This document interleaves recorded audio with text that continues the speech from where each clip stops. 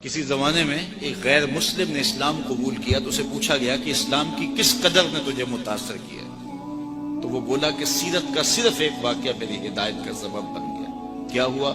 کہا مجلس رسول صلی اللہ علیہ وسلم لگی تھی، لوگوں کا ہجوم تھا، ایک شخص نے عرض کی حضور میرے لیے دعا کر دیجئے، میرا بچہ کئی دنوں سے گم ہے، مل نہیں رہا، مل جائے۔ قبل اس سے کہ حضور کے ہاتھ اٹھتے اور اجابت کے سارے در کھل جاتے۔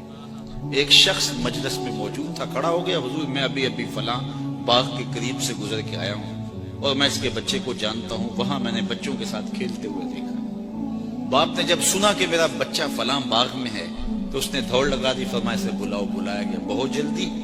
جی حضور آپ جانتے ہیں ایک باپ کے جذبات کیا ہوتے ہیں؟ کہا اچھی طرح آگاہ ہوں، لیکن تمہیں بلایا ہے تو بلانے کا بھی ایک مقصد تھا۔ جی حضور ارشاد فرمائیے۔ فرمایا جب باغ جاؤ بچوں کے ساتھ اپنے بچے کو کھیلتا ہوا دیکھ لو تو بیٹا بیٹا کہہ کے آوازیں نہ دینے لگ جانا، جو نام رکھا ہے اس نام سے پکار۔ عرض کی حضور میرا بیٹا ہے، اگر میں بیٹا کہہ کے پکاروں گا تو حرج بھی کیا ہے؟ فرمایا تم کئی دنوں سے بچھڑے ہو، تمہارے لہجے میں بلا کا رس ہوگا اور تم نہیں جانتے، ہو سکتا ہے کھیلنے والوں میں کوئی یتیم بھی کھیل رہا ہو، اور جب تم اپنے بیٹے کو بیٹا کہہ کے پکارو گے، اتنا میٹھا لہجہ ہوگا تو اس کے دل پہ چوٹ لگے گی، کاش آج میرا باپ ہوتا تو مجھے بھی بیٹا کہہ کے پکار۔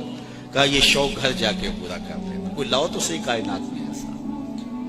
بیوہ کے سامنے اپنی بیوی سے پیار کرنے سے روکا گیا، یہ شریعت بیضا کا مزاج ہے۔ غریب کے سامنے اپنی دولت کی نمائش کرنے سے منع کیا گیا، بلکہ میرے حضور نے یہاں تک فرمایا اپنے گوشت کی خوشبو سے غریب ہمسائے کو تکلیف نہ دو، یا تو تھوڑا سا پانی زیادہ ڈال لو اور شوربے کی ایک پیالی ہمسایوں کے گھر بھی بھیج دو، اور اگر ایسا نہیں کر سکتے تو ایسے زاویے میں کھانا پکاؤ کہ اس کے بچوں تک مہک نہ پہنچے۔